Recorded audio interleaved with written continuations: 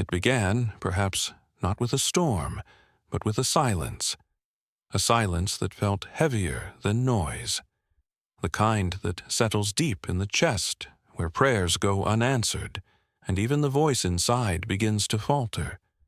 She sat in the hospital corridor, clutching a child's jacket in her hands. The hallway was quiet except for the rhythmic hiss of a ventilator from a nearby room. Her lips moved, not in words, but in whispers too small to name. "Please, God." That was all she could say, over and over. But nothing came back. In moments like this, people ask, where is He? Not in rebellion, not even in anger, just confusion, loss, a sense that heaven has turned its face away. We live in a world overflowing with sound, notifications, headlines, expectations, endless commentary. But the soul doesn't need more noise. It longs for meaning. And when none comes, we begin to wonder if the silence means absence. Psalm 22 echoes this ache. My God, why have you forsaken me?" The same words Jesus himself would cry on the cross.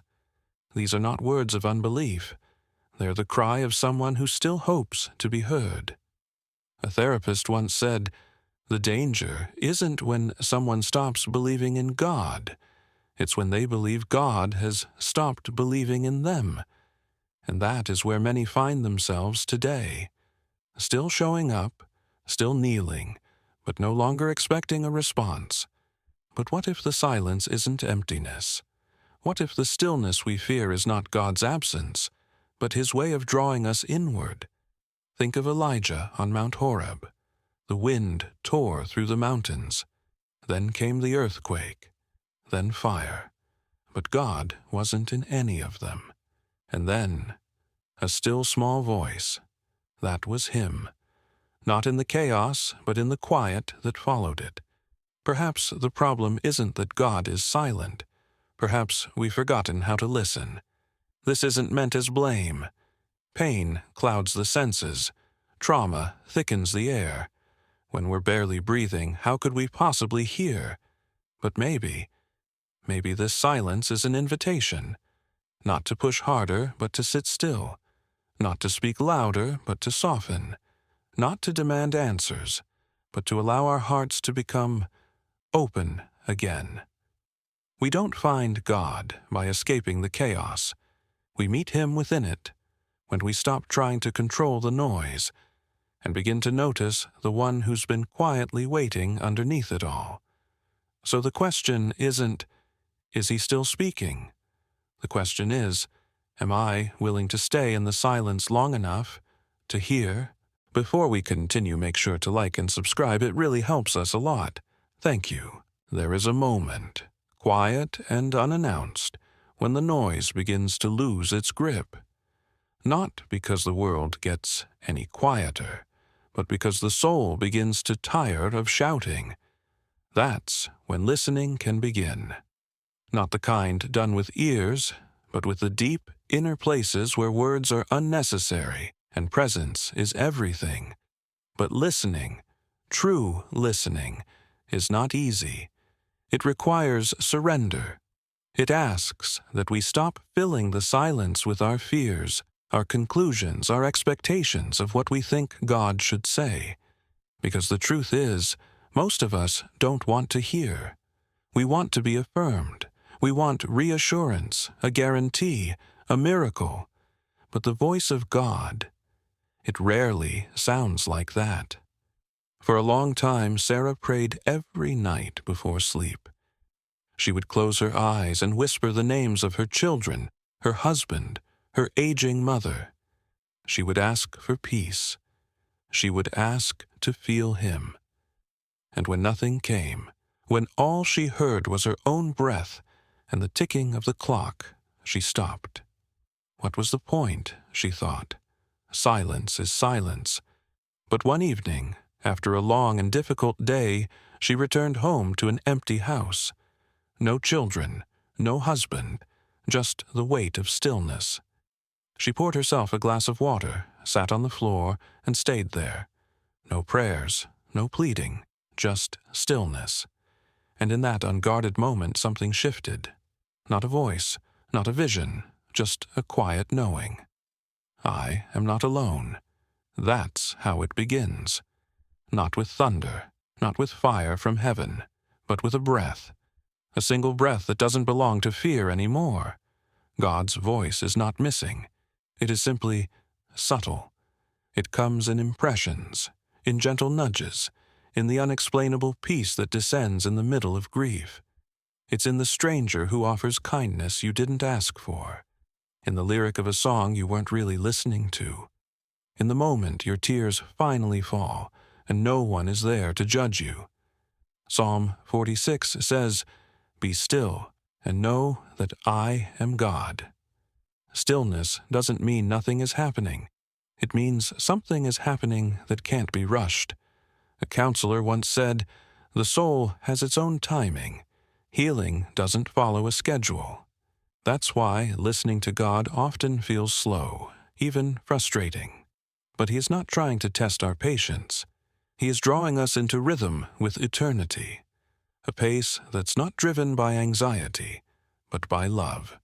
In spiritual direction, this is called sacred noticing, the practice of being present enough to recognize that even ordinary moments can carry divine fingerprints.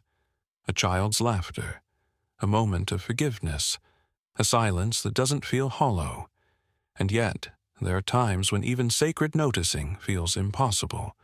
The pain is too fresh, the heart is too guarded. That's okay. God is not in a hurry. He will wait with us, even when we cannot wait with Him. Listening begins with honesty. You don't need to pretend. You don't need to be composed. You just need to be real. Say what's true. Even if it's, "God, I don't know how to believe right now." That's a prayer. That's a beginning. Because He never really left. His voice didn't vanish. It only waited for the moment you stopped trying to control it, and instead chose to receive it. Sometimes the most powerful thing God says is not go, or do, or even believe. Sometimes all He says is, "I'm here." And for those who are willing to listen, not with expectation, but with surrender, that's more than enough. There comes a point in the journey, after the silence has been faced, after the fear has been named, after the long nights of listening, when something unexpected begins to take root. Not certainty, not clarity, but presence. A presence that doesn't demand or explain or solve. It simply stays. Not long ago, a man named Joseph shared his story. He had lost his faith quietly, without drama. It wasn't a crisis, really, just a slow fading, like a candle left to burn too long. He still attended church out of habit, still bowed his head when others did. But inside, the warmth was gone. Until one afternoon, after visiting his father's grave, he sat on the hood of his car, watching the sun slip behind a line of trees. The wind stirred, cold against his face. There was no vision, no miracle, just a stillness so profound it undid him. In that moment he felt, beyond thought, beyond proof, that he was not forgotten. This is what happens when the heart becomes still enough. It becomes a sanctuary, a meeting place, not made with hands, not lit with candles, but made sacred by vulnerability. It's not a place we build. It's a place we become. The encounter with God is rarely what we expect. It almost never comes dressed in certainty. It comes in fragments, a phrase that lingers, a scripture that returns uninvited, a memory suddenly wrapped in new meaning. And sometimes the presence of God enters like a shadow, not dark, but quiet, like the hush of someone stepping barefoot into a room, not wanting to wake you, but needing you to know. They are there. Luke's Gospel tells of the risen Jesus walking beside two men on the road to Emmaus. They didn't recognize Him. They talked about Him. They mourned his loss, but they didn't know it was him until he broke bread at their table. Were not our hearts burning within us? They asked later. The divine encounter had happened, but not in the way they expected. God doesn't force recognition. He waits to be discovered, and not through spectacle, but through intimacy. By the time a person reaches this part of the journey, they no longer ask for answers the way they used to. They no longer pray to be rescued from pain, but to be held in it, to not be alone. And that, more than any miracle, is where transformation begins. Therapists speak of earned trust, the kind that comes not from promises, but from consistent presence. God offers something similar. Not control, not immunity from sorrow, but unwavering presence. He is not the voice that shouts over the chaos, but the one who sits with you in it. He doesn't always calm the storm, but he never leaves your side through it. In this place, you may find that faith becomes quieter, not weaker, quieter. Less about words, more about awareness. Less about striving, more about surrender. You stop trying to feel something, and instead allow yourself to be with someone. And when that happens, the whole world changes, not because circumstances shift, but because you do. You begin to see differently. You begin to carry peace in places where fear used to live. You begin to recognize him, not in fire or earthquake, but in the gentle breeze, the ordinary moment, the eyes of a stranger who meets yours with unexpected kindness. This is the encounter. It doesn't need a mountaintop. It doesn't need a perfect prayer. It only needs a heart willing to be still and brave enough to be open, because he is not far.